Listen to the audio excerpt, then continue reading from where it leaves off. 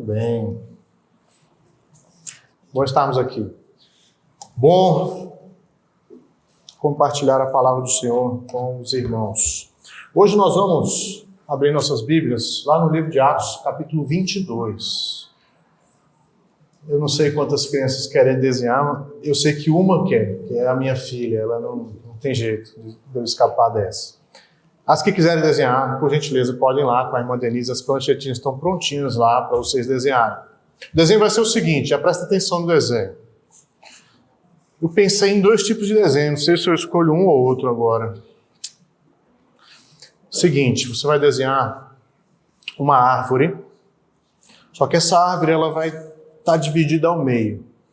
Uma parte da árvore vai estar viva, uma parte da árvore vai ter fruto, uma parte da árvore vai estar plantada junto a ribeiros de água, bem lindo, tudo maravilhoso. Do outro lado, na segunda metade, na outra metade, você vai desenhar ela seca, morta. De um lado tem morte, do outro lado tem vida. Pegou? Tranquilo? Muito bem. Vamos ler a palavra do Senhor enquanto nossas crianças vão lá desenhar, buscar as pranchetas. Atos capítulo 22, a partir do verso 1, diz assim a palavra do Senhor. Irmãos e pais, ouvi agora a minha defesa perante vós. Quando ouviram que lhes falava em língua hebraica, guardaram ainda maior silêncio. E continuou. Eu sou judeu, nasci em Tarso, da Cilícia, mas criei-me nesta cidade. E aqui fui instruído aos pés de Gamaliel, segundo a exatidão da lei de nossos antepassados, sendo zeloso para com Deus, assim como todos vós o sois no dia de hoje. Persegui este caminho até a morte, prendendo e metendo em cárceres homens e mulheres, de que são testemunhas o sumo sacerdote e todos os anciãos. Destes recebi cartas para os irmãos e ia para Damasco no propósito de trazer manietados para Jerusalém os que também lá estivessem para serem punidos. Ora, aconteceu que indo de caminho e já perto de Damasco, quase ao meio-dia, repentinamente, grande luz do céu brilhou ao redor de mim. Então caí por terra, ouvindo uma voz que me dizia: Saulo, Saulo, por que me persegues? Perguntei: quem és tu, Senhor? Ao que me respondeu: eu sou Jesus, o Nazareno, a quem tu persegues. Os que estavam comigo viram a luz, sem contudo perceberem o sentido da voz que falava comigo. Então perguntei: que farei, Senhor? E o Senhor me disse: levanta-te, entra em Damasco, pois ali te dirão acerca de tudo o que te é ordenado fazer. Tendo ficado cego por causa do fulgor daquela luz, guiado pela mão dos que estavam comigo, cheguei a Damasco. Um homem chamado Ananias, piedoso conforme a lei, tendo bom testemunho de todos os judeus que ali moravam, veio procurar-me. Pondo-se junto a mim, disse: Saulo, irmão, recebe novamente a vista. Nessa mesma hora, recobrei a vista e olhei para ele. Então, ele disse: o Deus de nossos antepassados, de antemão, te escolheu para conheceres a sua vontade, veres o justo e ouvires uma voz da sua própria boca. Porque terás de ser sua testemunha diante de todos os homens das coisas que tem visto e ouvido. E agora, por que te demoras? Levanta-te, recebe o batismo e lava os teus pecados, invocando o nome dele. Tendo eu voltado para Jerusalém, enquanto orava no templo, sobreveio-me um êxtase, e vi aquele que falava comigo: apressa-te e sai logo de Jerusalém, porque não receberão o teu testemunho a meu respeito. Eu disse: Senhor, eles bem sabem que eu encerrava em prisão e nas sinagogas açoitava os que criam em ti. Quando se derramava o sangue de Estevão, tua testemunha, eu também estava presente, consentia nisso e até guardei as vestes dos que o matavam. Mas ele me disse, vai, porque eu te enviarei para longe aos gentios. Vamos orar?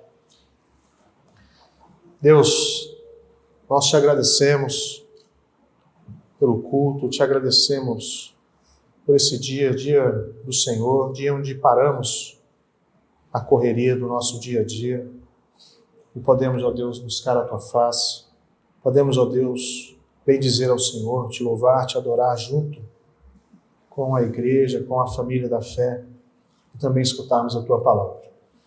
É diante do Senhor que estamos e rogamos, ó Deus, que o teu Espírito possa nos iluminar a mente e o coração e nos transformar de acordo com a tua palavra. Em nome de Jesus. Amém. Irmãos, esse texto, como nós acabamos de ler, ele é a defesa de Paulo, mas também é o seu testemunho. Eu queria fazer uma pergunta para começar, para iniciarmos aqui a nossa pregação. Como foi a sua conversão? Como foi o dia que você conheceu o Senhor Jesus? Como foi o dia que você creu no Senhor Jesus? Você se lembra desse dia? Você tem isso na sua memória? Porque é isso que nós vamos observar aqui no texto. Paulo, ele foi acusado, nós nos lembramos do texto passado, depois você pode dar uma olhada, mas Paulo foi preso em Jerusalém e ele teve ali algumas acusações. E é interessante que aqui ele vai se defender, mas ao mesmo tempo ele vai dar o testemunho de Jesus. Então não é somente uma defesa, é um testemunho. E esse testemunho tem a ver com aquilo que Deus fez na vida do apóstolo Paulo. Eu quero iniciar trazendo aqui, em primeiro lugar, que o texto nos mostra Paulo colocando ali as suas credenciais. Ele começa dizendo aí, irmãos e pais, ouvi agora a minha defesa perante vós. Então Paulo está falando para um grupo de maioria judeus, existiam judeus cristãos ali também, para quem Paulo estava falando, mas em sua grande maioria judeus. E Paulo começa aqui chamando esses homens aqui de irmãos e pais. Paulo está se identificando com aqueles judeus. Paulo está mostrando a identidade dele, quem ele era. Paulo não era um estrangeiro. Paulo está dizendo, olha, eu sou irmãos. Provavelmente tinham sacerdotes ali, pessoas mais velhas, e ele chama essas pessoas de pais. Então Paulo trata com respeito. E quando a gente lê isso aqui, se a gente pegar assim no batidão, fica meio sem sentido. A gente consegue conhecer um pouco mais, entender um pouco mais a profundidade, se a gente entende que esse pessoal, para quem ele está falando, estava querendo matar ele. O pessoal estava espancando o Paulo. E aí ele começa a tratar esses homens com respeito. Aí nós vimos, ele fala com o comandante, ele pede para falar, tem toda aquela discussão. E ele começa a falar, e ele começa então a chamar esse pessoal de irmão e pais. Então eu creio que isso já trouxe ali para os judeus ali um certo estranhamento. A gente está querendo matar essa pessoa, e ele está chamando a gente de irmãos, ele está nos tratando com respeito. Né? Já é algo assim extraordinário, como que o poder de Deus age na vida de uma pessoa e ela pode reagir a um ataque, reagir a algo assombroso, de uma maneira respeitosa, né? Sem destratar as pessoas. É que Paulo faz isso com sabedoria. Paulo aqui, ele quer anunciar o evangelho. Então, ele não vai acusar aquelas pessoas. Ainda não. Mas ele quer fazer uma ponte, ele quer trazer essas pessoas para perto, porque ele vai anunciar Jesus ali. Então a ideia não é afastar essas pessoas, por mais que elas quisessem matar o apóstolo Paulo, por mais que elas estivessem ali lutando e brigando para que Paulo fosse preso e morto. Ele então, com sabedoria, constrói aqui uma ponte para aqueles ouvintes. Ele está falando em aramaico, né? O texto fala aqui hebraico, mas a ideia é do aramaico. Isso conecta mais ainda Paulo àquelas pessoas. E ele diz então, ouçam a minha defesa. Ouçam a minha defesa. É que o termo defesa, no original, é a apologia. Apologia. Essa é a junção de duas palavras, apo e logos, ou seja, contra alguma coisa ou afastado de alguma coisa, mas também logos significa palavra, discurso, razão. Então Paulo está trazendo aqui os argumentos da sua defesa, ele está colocando para longe aquelas acusações que fizeram contra ele de uma maneira lógica. Esse é o termo apologia, afastar uma acusação com um argumento. Então Paulo traz aqui a ideia de que ele está sendo um tribunal, é uma defesa formal, quase que jurídica, que Paulo está trazendo aqui, essa ideia de apologia. Mas isso no grego. Mas quando nós olhamos para a Escritura, nós temos dois outros textos que trazem esse mesmo termo, apologia. Isso se encontra lá em Lucas, capítulo 12, verso 11 e 12. Então, o mesmo autor, Lucas, Paulo está falando em aramaico, Lucas registra em grego. E ele registra essa ideia de apologia, esse termo. E ele usa também esse mesmo termo no Evangelho, capítulo 12, verso 11 e 12. E ali é um discurso de Jesus. Jesus diz o seguinte: quando vos levarem às sinagogas e perante os governadores e as autoridades, não vos preocupeis quanto ao modo porque respondereis. Esse termo respondereis é apologia. Apologia. Não vos preocupeis quanto ao modo que respondereis, nem quanto às coisas que tiverdes de falar, porque o Espírito Santo vos ensinará naquela mesma hora as coisas que devereis dizer. E o outro texto, Lucas capítulo 21, também traz essa mesma ideia de testemunho. Jesus dizendo: antes, porém, de todas as coisas, lançarão mão de vós e vos perseguirão, entregando-vos às sinagogas e aos cárceres, levando-vos à presença de reis e governadores por causa do meu nome. Isto vos acontecerá para que deis testemunho. Assentai-vos, pois, em vosso coração, de não vos preocupardes com o que haveis de responder. Esse termo responder, mais uma vez, é apologia.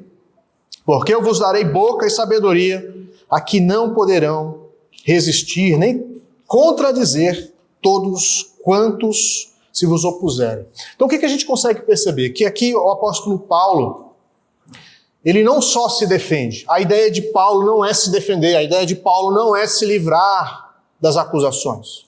A ideia de Paulo é testemunhar.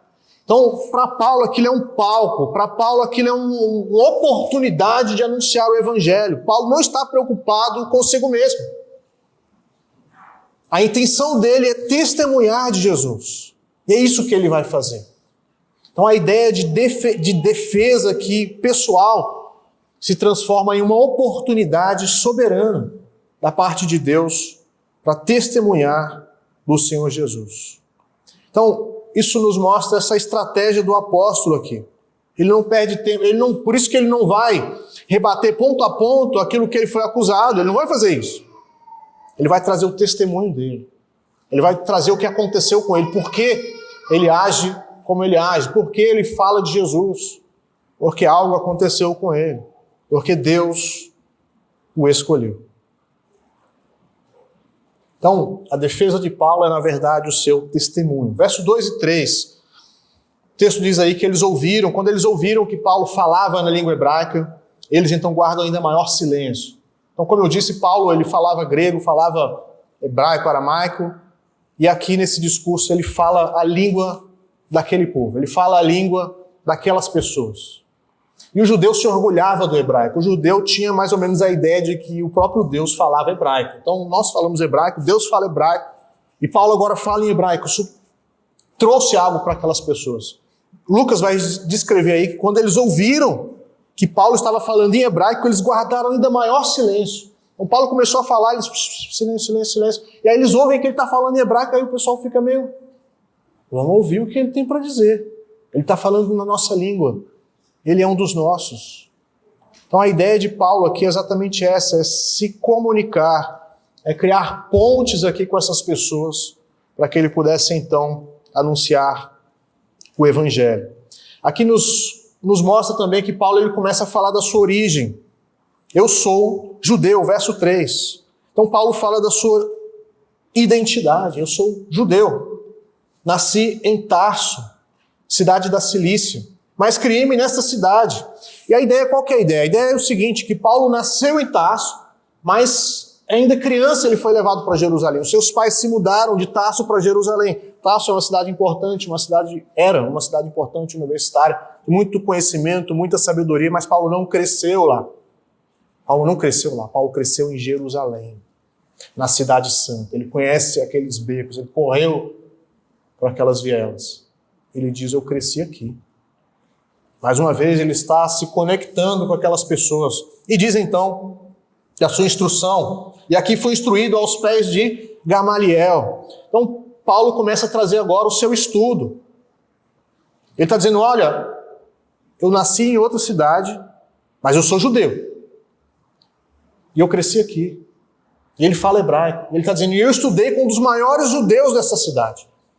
Então ele está mostrando que ele não é um estrangeiro que se tornou judeu. Ele não é um judeu que foi da diáspora, que estava aí fora, que só falava grego. Muitos judeus não falavam hebraico. Ele está mostrando que ele é um judeu.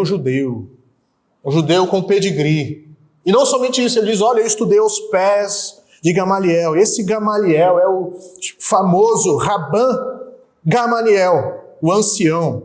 Ele era neto do grande Hillel, uma das figuras mais importantes do judaísmo. Esse era um dos maiores teólogos da época. Era um grande rabino. A ideia do rabino é o nosso mestre. Ele era o Rabban, mestre de todo mundo. Gamaliel era um homem importantíssimo ali, um mestre superior aos outros. E Paulo cita Gamaliel. Ele está dizendo, olha, eu fui educado na melhor escola dessa cidade.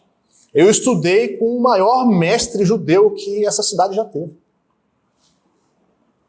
E a ideia de estudar aos pés de Gamaliel é exatamente isso, porque os alunos se sentavam no chão e o mestre ou ficava em pé ou sentava no lugar mais alto e literalmente esses alunos estavam aos pés ali dos mestres.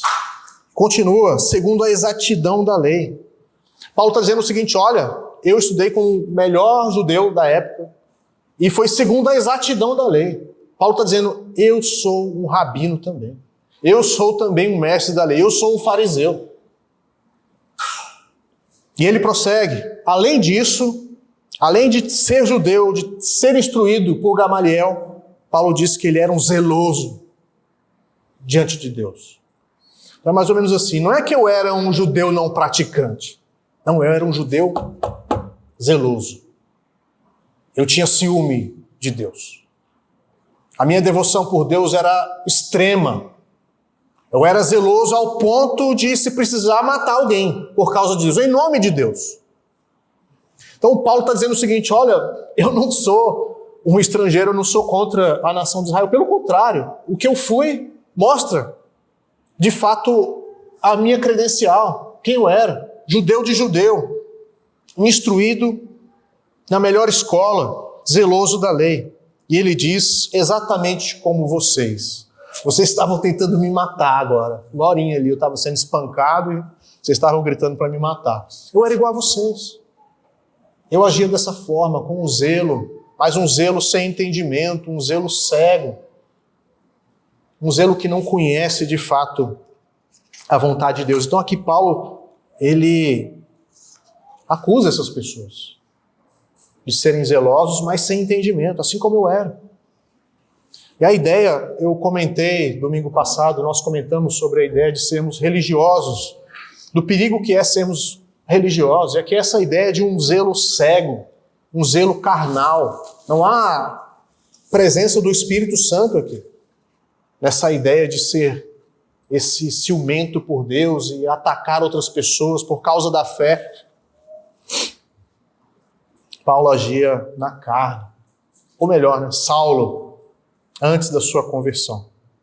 E ele diz no verso 4 que ele era tão zeloso que ele chegou a perseguir os cristãos. Perseguir este caminho até a morte. Prendendo e metendo em cárceres homens e mulheres. Então, para Paulo não importava se era homem, se era mulher. E encontrou na sinagoga, é cristão, então peraí, então vamos. E ele então arrastava essas pessoas para a prisão. E ele diz ainda que ele recebeu cartas do sumo sacerdote e dos anciãos ali de Jerusalém. Verso de número 5. Como se ele dissesse, olha, tem até documento do que aconteceu. E é provável que alguns ali conheciam essa situação, conheciam o que aconteceu, conheciam o sumo sacerdote. Aqui é aquele homem que nós também conhecemos o nome, né? Caifás. Esse era o sumo sacerdote. Caifás foi o mesmo que entregou Jesus para os romanos. E esse Caifás foi quem deu cartas, documentos para Paulo, autorização para que Paulo fosse lá buscar outras pessoas no estrangeiro. Então, essa é a história de Paulo. E aqui, provavelmente 20 anos se passaram desde essa situação que Paulo está contando. Mas é provável que haviam pessoas ali que conheciam aquela situação, conheciam o que aconteceu. Não era algo que não ficasse notório para todo mundo. E o supremo sacerdote está mandando cartas para prender pessoas fora da nação de Israel. E que tem gente, assim como Paulo, que está lá indo prender pessoas e trazendo, elas estão sendo julgadas aqui. Esses são os cristãos, esses são o povo do caminho. As pessoas conheciam aquilo que Paulo está falando, ele não está falando para o vento. Foram situações que as pessoas bem conheciam. E ele disse, eu ia para Damasco no propósito de trazer presos, manietados para Jerusalém, os que também lá estivessem. Então ele trazia aqui cartas, levava cartas para outras sinagogas, para outros mestres, para outros irmãos judeus, para que se tivessem algum cristão lá, ele pudesse trazer. Então, o zelo de Paulo, o ciúme que ele tinha de Deus, a religiosidade dele era tão extrema que ele era como se fosse um caçador de cristãos. Ele queria purificar o judaísmo, com espada, com morte, sem problema nenhum. Essa é a missão sombria que ele tinha antes da sua conversão. Então ele carregava ali consigo um mandado de prisão para poder extraditar as pessoas, para que elas fossem julgadas e condenadas como cristãos. Então, essa é a mente que Paulo tinha. E essa viagem de Paulo, esse zelo que ele tinha por Deus, ele achava que estava servindo ao Senhor. Olha que loucura. Perseguir pessoas, prender pessoas, pessoas sendo mortas, pessoas sendo maltratadas. Ele achava que estava servindo ao Senhor, servindo ao Deus de Israel, fazendo um benefício, sendo um zeloso, alguém ciumento, alguém que vai lá e faz. Esse é o perigo do zelo da religião, da religiosidade morta, sem o Espírito. Então é como se Paulo começasse a trazer aqui o seu retrato antes da conversão, e ele se comunica com aquelas pessoas. Ele criou uma ponte aqui, eu era judeu, ou eu sou um judeu, mas um judeu zeloso também. Estudei aos pés de Gamaliel. Sou um mestre da lei. Não era um judeu superficial, não. Eu estava no front, eu estava na ponta da lança. O sumo sacerdote me deu carta, vocês conhecem ele. Isso era a vida de Paulo antes da sua conversão. Então ele mostra ali a sua origem, as suas credenciais, uma conexão com os judeus. E agora ele passa a relatar a sua conversão na estrada de Damasco. Verso número 6. Ora, aconteceu que indo de caminho, e já perto de Damasco, quase ao meio-dia. Então olha só, Lucas vai registrar 3 testemunhos de Paulo sobre a sua conversão. Isso é interessante. 3 testemunhos sobre a sua conversão. Paulo vai descrever a primeira vez, é o que acontece capítulo 9, agora, e mais uma vez nós temos então 3 registros da conversão do apóstolo Paulo. Dá a entender que Lucas quer dizer o seguinte para os seus leitores: olha, Paulo é um apóstolo legítimo porque ele viu o Senhor Jesus Cristo. Parece que Lucas está certificando aos irmãos, às pessoas que iam ler o seu escrito, de que Paulo é um apóstolo legítimo, apesar de não ter caminhado com Jesus, junto com os outros, ele viu o Senhor Jesus. Jesus, o próprio Cristo, apareceu para ele. Eu acho que é esse o caminho que Lucas nos mostra aqui. E a partir do verso 6, então, mais uma vez, há essa descrição desse encontro com Jesus. Nós vamos passar não se atendo a todos os detalhes, porque nós já vimos isso no capítulo 9, e nós veremos mais uma vez, quando Paulo estará diante dos reis, ele vai dar mais uma vez o seu testemunho. Mas nós temos alguns acréscimos aqui que nos ajudam a compreender mais sobre esse momento importante na vida de Paulo, esse momento crucial, onde ele era uma pessoa, onde ele tinha sua identidade, onde ele tinha sua prática, e ele então é transformado pela glória de Jesus Cristo. E ele diz então, perto da cidade de Damasco, quase ao meio-dia. Então qual que é a ideia? O sol estava no seu máximo, ao meio-dia, no deserto. E aí então, repentinamente, grande luz do céu brilhou ao redor de mim. Paulo foi envolvido pela glória de Deus. Não é que uma luz veio e os raios vieram sobre a cara dele, a face dele, os olhos dele. A ideia é que ele foi envolvido pela glória de Deus. Ele disse que foi uma luz dos céus, não é uma luz humana. E estava ao meio-dia. E ele vai ficar cego por causa dessa luz. Então o brilho da glória de Jesus é maior do que o brilho da criação, é maior do que o brilho do sol. E essa luz de Cristo é aquilo que vai cegar Paulo, ou aquilo que vai dar olhos para Paulo, é aquilo que vai tirar Paulo das trevas e vai levá-lo a ser o apóstolo dos gentios, para levar essa luz para aqueles que estão em trevas, a luz de Cristo Jesus. A glória de Deus, então, envolve ali o apóstolo Paulo. E os judeus que estão ouvindo esse testemunho, logo eles saberiam, falando de glória, de brilho, maior do que o sol, um brilho celeste, o judeu já sabe o que ele está dizendo. É a glória de Deus. Esse homem está dizendo que foi envolvido pela glória de Deus, assim como Moisés o foi.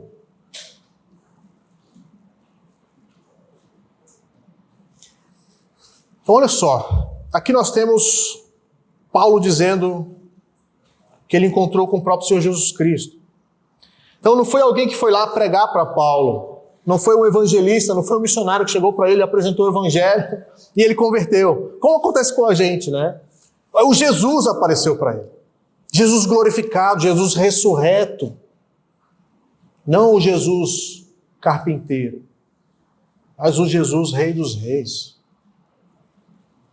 Jesus glorificado, aquele que está sentado no trono. E o que acontece com Paulo? Ele cai no chão. Ele cai no chão. É a ideia de que nós não temos estrutura para nos encontrarmos com Deus e vivermos. Ninguém se encontra com Jesus, o Rei da Glória, e não se coloca de joelhos. Não tem como. Todo joelho se dobrará. E Paulo aqui, então, ele se dobra, ele cai no chão. É o que ele vai dizer. Verso número 7, caí por terra, ouvindo uma voz que me dizia, Saulo, Saulo. E é interessante como Deus, ele faz isso com os seus servos, aquelas pessoas que ele quer chamar, ele chama duas vezes. Deus chama Abrão, Abrão. Deus chama Moisés, Moisés. Jesus, quando fala com Marta, Marta, Marta. Sempre duas vezes. E aqui, Saulo, Saulo. Uma repetição. E essa ideia que Jesus está dizendo para Saulo, Saulo, Saulo, eu te conheço. Eu te conheço pelo nome. E Deus agora está chamando esse homem. Jesus é aquele que conhece a nossa vida. Jesus diz, então, por que me persegues? Então, aquela ideia de como Cristo se identifica com a sua igreja, como Cristo é um com a sua igreja. Paulo não está perseguindo Cristo fisicamente, Paulo está perseguindo a igreja, mas Jesus diz, você está me perseguindo. Então, essa afirmação de Jesus, ela é maravilhosa, porque Cristo se identifica conosco. Cristo é um conosco. Nós somos a noiva de Cristo. Alguém que ofende a igreja está ofendendo a Cristo. Alguém que persegue a igreja está perseguindo o próprio Senhor Jesus Cristo. Porque me persegues. Não é porque persegue os meus filhos, porque persegue a minha igreja, porque persegue o meu povo, porque você me persegue. Cristo é aquele que está unido a cada um do seu povo. Nós estamos unidos ao Senhor Jesus de uma forma misteriosa. E nada pode nos separar mais de Cristo Jesus. Esse ponto é profundo. Paulo diz em Efésios que nós já estamos assentados nos lugares celestiais em Cristo Jesus. Paulo diz que nós já ressuscitamos com Cristo. Então Cristo é um com o seu povo.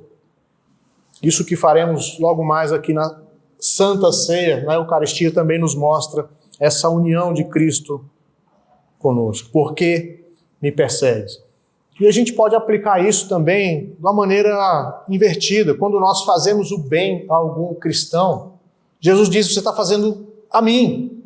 Então, nós podemos usar isso também do modo reverso. Paulo perseguia. Mas e quando nós abençoamos algum cristão? O que acontece? Jesus está dizendo, você está abençoando a mim.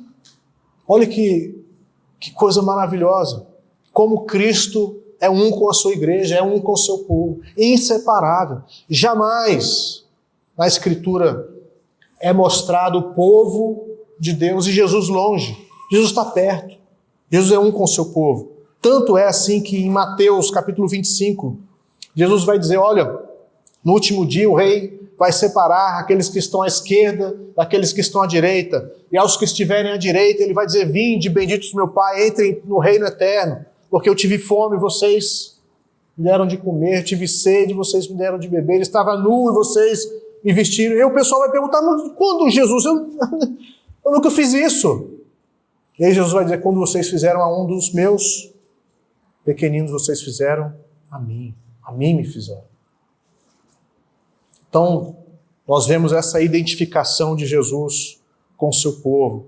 Paulo, versículo de número 8, pergunta, quem és tu, Senhor? E aqui o termo Senhor não dá para nós sabermos com toda a certeza se Paulo está dizendo Senhor com caixa alta ou simplesmente é um reconhecimento do senhoria, uma pergunta para alguém superior, ou se é um termo religioso, Kyrios, o Senhor da glória. Muitos especialistas entendem que é isso que Paulo está dizendo. Quem és tu, Senhor? Quem é o Senhor? Com esse termo maiúsculo. E Jesus então responde, eu sou Jesus, o Nazareno, a quem tu persegues. Jesus se apresenta como o Nazareno, e era alguém que Paulo desprezava. E ele então se revela o próprio Jesus, o Senhor, o Rei dos Reis. Os que estavam comigo viram a luz, melhor dizendo, sem contudo perceberem o sentido da voz que falava comigo. Eles viram a glória, eles viram a luz, mas não entenderam aquilo que estava acontecendo. Deus estava chamando Paulo ali, e não aqueles outros homens. Jesus estava tendo um encontro com o apóstolo Paulo. As pessoas viram algo externo acontecer, mas algo no interior estava acontecendo. Deus estava chamando aquele homem para salvação. Deus estava chamando aquele homem para si.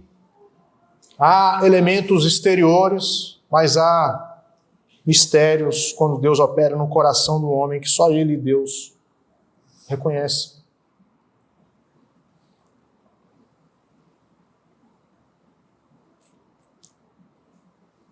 Verso número 10. Então perguntei, que farei, Senhor? E ele me disse, levanta-te, entra em Damasco, pois ali te dirão acerca do que te é ordenado a fazer. Então, Paulo era aquela pessoa que avançava, estava perseguindo com fúria, respirando ameaças, querendo prender as pessoas. Estevão tinha sido morto e os cristãos se espalharam, e Paulo vai atrás, caçando essas pessoas. E agora nós vemos um homem quebrado, um homem ajoelhado, perguntando o que eu vou fazer agora. E Jesus vai para a cidade e lá vão te dizer o que te é ordenado a fazer. Parece que Paulo foi amansado agora, né? Aquele fariseu, aquele zeloso, aquele cara que tinha esse ciúme doentio por Deus, agora ele é outra pessoa. Ele se encontrou com Jesus Cristo para a salvação. E ele agora é quebrantado. E essa é uma pergunta que nós devemos fazer também para o Senhor. Senhor, o que eu devo fazer? O que eu posso fazer? o que me é ordenado fazer? Seu coração do cristão, daquela pessoa que se encontrou com Jesus, o que eu posso fazer? Verso 11, ele explica, tendo ficado cego por causa do fulgor daquela luz, ele foi guiado pela mão. Paulo estava cego, ele estava em trevas. E é interessante como Efésios capítulo 2, que nós lemos, mostra exatamente isso, uma conversão de alguém que era alguém zeloso pelas coisas de Deus, mas não tinha espírito, não tinha sido salvo. Paulo vivia na carne. Uma conversão extraordinária, mas que nos mostra como isso acontece com cada um de nós. Interessante, eu conversei com a minha esposa sobre a conversão dela. De vez em quando a gente conversa, ela não sabe dizer como aconteceu, né? Porque a minha esposa nunca foi alguém que saiu da igreja e foi para o mundo, se enfiou no lamaçal do pecado. Ela cresceu na igreja. Mas isso precisa acontecer com cada um de nós. Independente se cresceu na igreja, se cresceu fora, se estava em outra religião, você precisa ter um encontro transformador com Jesus. Existe um momento onde a fé avança no seu coração, onde o Espírito Santo habita em você, passa a habitar em você.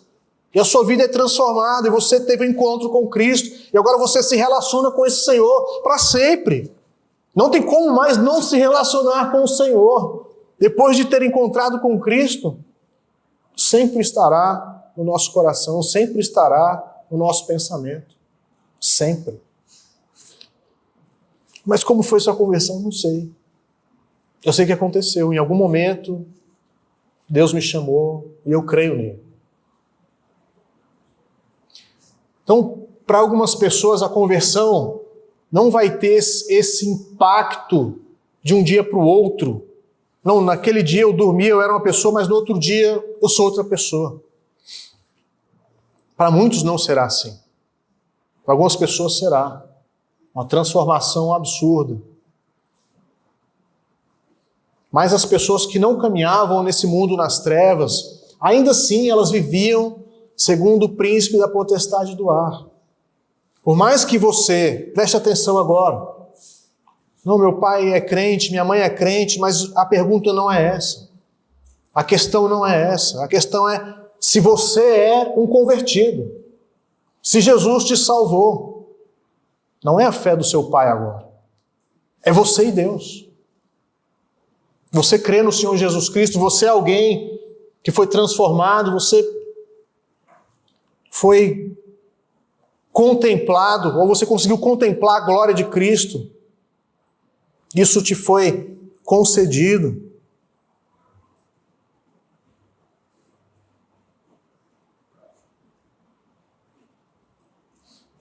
Paulo andava em trevas, dentro da religião. Então não é porque sou filho de crente, não é porque eu sou membro da igreja que você está na luz.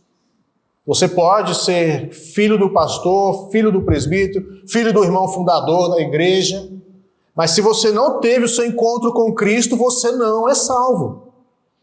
Se Ele não converteu o seu coração, se Ele não mudou a sua vida, a sua história, você não pertence a Ele. Existe uma transformação quando encontramos com Cristo.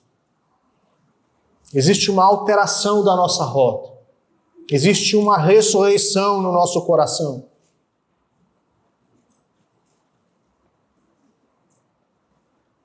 Paulo andava na carne. E muitos que se dizem cristãos, membros de igreja, podem não ter o Espírito, podem continuar na carne, obedecendo as regras, mas sem vida espiritual no coração. Então a religião ela é perigosa, porque a pessoa pode achar que é convertida. Aí há um trocadilho. Não, ela é convencida, ela não é convertida, ela só se convenceu de que ela pertence ao Senhor. Perigosíssimo. Não é brincadeira. O seu relacionamento com o Senhor é você e Deus. Pastor, eu não tenho certeza se eu sou convertido. O que eu posso fazer? A primeira pergunta que eu faço a você, irmão, não sei se é irmão, né? Se não for convertido, não é irmão. A primeira pergunta que eu faço é se você de fato crê em Jesus, se você confia nele. Ou se você acha que será salvo por outra pessoa, por alguma obra, por alguma outra coisa. Então eu creio em Cristo. Então isso é obra de Deus. Isso não é obra sua. Isso é obra do Senhor. Segundo, você tem paz no seu coração. A consequência de sermos salvos é termos paz. Tenho paz. Fruto da salvação é paz. Tenho paz. Estou em paz com Deus. Deus está em paz comigo. Eu estou em paz com Deus. Cristo pagou pelos meus pecados. Deus não tem nada para cobrar da minha vida. Deus está em paz comigo. Olha, e a consequência da paz é a alegria. Alegria.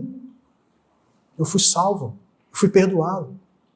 Eu tenho um relacionamento com Deus, com o Senhor do universo. Alegria. Tudo isso é sinal de um coração convertido. E eu trago um último ponto aqui para você. Nós podemos desdobrar isso em vários pontos. Mas eu quero trazer aqui, se você é convertido, você terá prazer na lei de Deus. Você terá prazer em conhecer a Deus, em ouvir a voz de Deus, em seguir os mandamentos do Senhor. Verso número 12. Apesar de Paulo não ter ninguém para pregar para ele, e o próprio Jesus aparece, mas ele é inserido na igreja. Ele é aproximado do povo de Deus. E aqui entra a pessoa de Ananias. Deus não... Para e pensa. Por que Ananias entra nessa história? Não precisava. Não precisava. Jesus podia fazer todas as coisas ali. Não é mesmo? Não, ele cegou, agora ele fala ao ouvido de Paulo. Saulo, agora vai para aquele rio lá, você mesmo se batiza. Ou pega a água presbiteriana e joga na cabeça. Você mesmo se batiza. E aí quando você for batizado em meu nome, você vai passar a ver. Não, mas vai para a cidade lá, vão te dizer o que fazer. E aí entra Ananias na história. Ou seja, Paulo, apesar de não precisar da igreja para ser salvo, ele é inserido na igreja. Essa mesma ideia, ninguém é salvo pela igreja. Mas o salvo precisa da igreja. O salvo precisa ser nutrido pela igreja. Deus não salvou ninguém para andar sozinho, para caminhar como um lobo solitário. Isso é perigoso.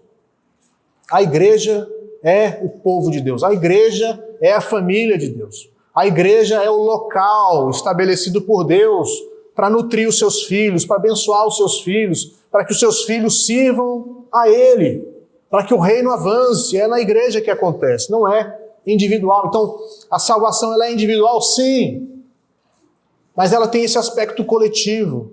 É um povo que carrega o nome de Jesus. Nós veremos isso por toda a eternidade. Apocalipse diz que há nações, pessoas de todas as línguas, tribos e raças, mas ao redor do trono, um só povo, o povo de Deus. Ananias entra aqui, e Paulo disse que ele tinha um bom testemunho, ele era um homem piedoso conforme a lei, e os judeus conheciam ele na cidade de Damasco. Veio procurar-me, pondo-se de joelho. Saulo, irmão, recebe novamente a vista. Nessa mesma hora eu recobrei a vista e olhei para ele. Paulo ficou cego durante 3 dias, em escuridão, até que esse homem fosse usado por Deus para abrir os olhos dele. É interessante que é isso que Paulo vai fazer no seu ministério. Ele vai aos gentios para abrir os olhos dos gentios, para que eles possam ver a glória de Cristo, tirar essas pessoas das trevas e trazer essas pessoas para a luz. Esse é o ministério da igreja, esse é o nosso chamado também para anunciarmos o Evangelho. Verso número 15. A partir daqui nós começamos a perceber que aquelas pessoas que Deus converte, que Deus transforma, Ele também as envia. Nós somos convertidos, nós somos salvos para as boas obras, para servirmos ao Senhor. Foi isso que nós lemos no início desse culto, quando Isaías vê a glória de Deus, ele recebe ali o perdão, a brasa viva toca nos seus lábios, E ele escuta a voz de Deus dizendo: a quem enviarei? E qual é a resposta do cristão? Qual é a resposta de Isaías? Eis-me aqui, envia-me. Agora eu vejo a glória de Deus, agora eu conheço a verdade, agora eu conheço a realidade, eu conheço o que vai acontecer na eternidade para aquelas pessoas que não creem no Senhor Jesus Cristo. O que vão fazer? Anunciar o nome de Jesus. Olha, eu encontrei um tesouro tão grande que eu não consigo ficar calado, eu preciso mostrar isso para outras pessoas. Eu preciso que outras pessoas conheçam isso. O cristão, ele é como aquela pessoa que encontrou uma grande pérola, uma pérola de grande valor. Troca tudo, vende tudo e fica com essa. Abandona todas as outras coisas e é aqui que eu vou ficar. É em Cristo Jesus. Isso se desemboca em serviço. A salvação nos leva a servir ao Senhor. Tem gente que diz assim, mais ou menos: por que Deus já não converte a pessoa e já leva, né, embora? Subiu, foi transformado. Não, porque você vai servir aqui, você precisa servir ao Senhor. Deus nos deu dons, talentos, habilidades, personalidades, onde nós podemos e devemos usar tudo isso para servir ao nosso Senhor Jesus Cristo.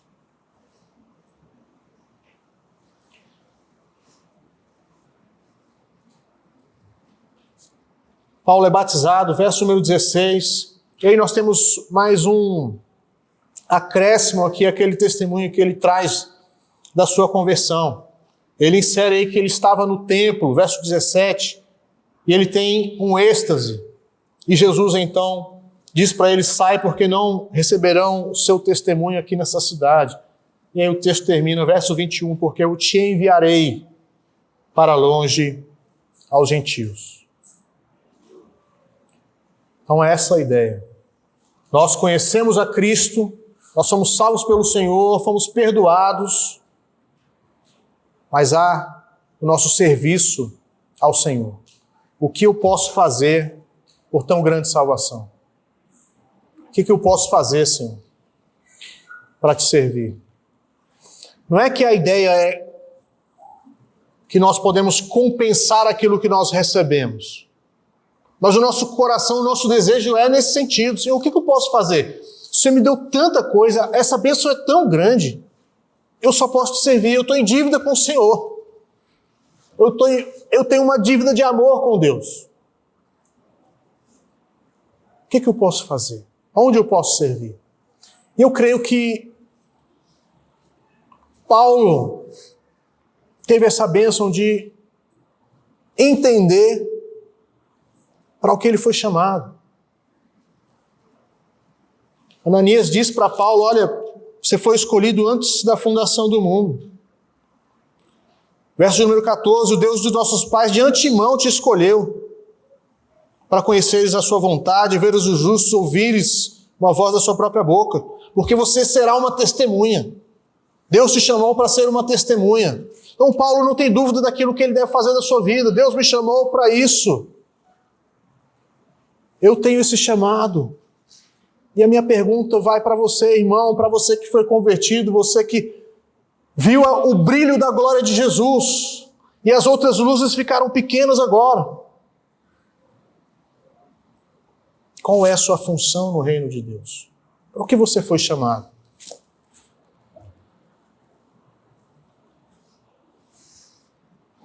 Significado de vida eterna.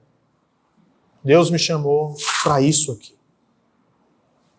Eu sei a minha função nesse universo. Eu sei como eu vou servir ao Senhor. Isso é uma bênção para cada um de nós.